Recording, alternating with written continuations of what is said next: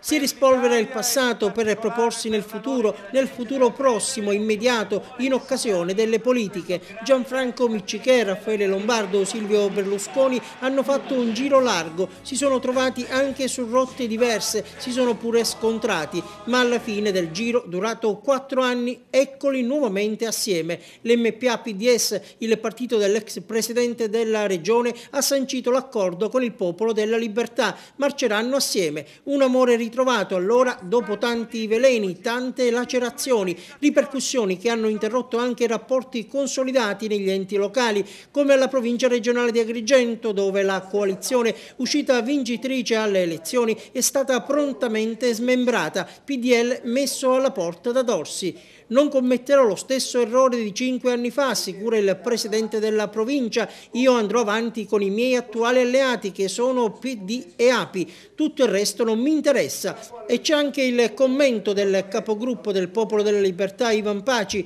Resta critica la nostra posizione rispetto all'amministrazione Dorsi. Non cambiamo certamente idea, ma la politica ha le sue regole e francamente oggi, tenuto conto dell'evoluzione delle cose, che i vertici di MPA e PDL abbiano deciso di allearsi per le politiche non mi imbarazza. I numeri e i voti hanno ancora una grande rilevanza, ammette Paci.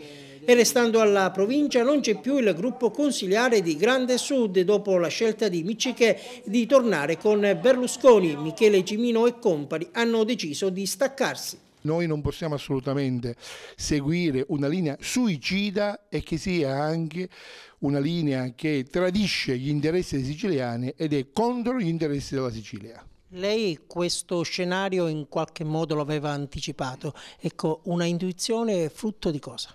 Beh, sai, è un'intuizione frutto anche di esperienza, perché le dinamiche politiche si guardano anche in prospettiva di una soluzione. Già ai primi giorni di dicembre io ho scritto una lettera aperta al Grande Sud dove andava a prefigurare questo scenario. La scelta di campo netta, dal centro-destra si passa al centro-sinistra. Non potendo votare Monti, non potendo votare Berlusconi, nello scenario che c'è, che Bersani si affaccia come quello progressista e riformatore, e quindi con un ragionamento di collaborazione con Crocetta in quest'area, io penso che questo partito, questo movimento possa sicuramente rappresentare al meglio gli interessi dei siciliani.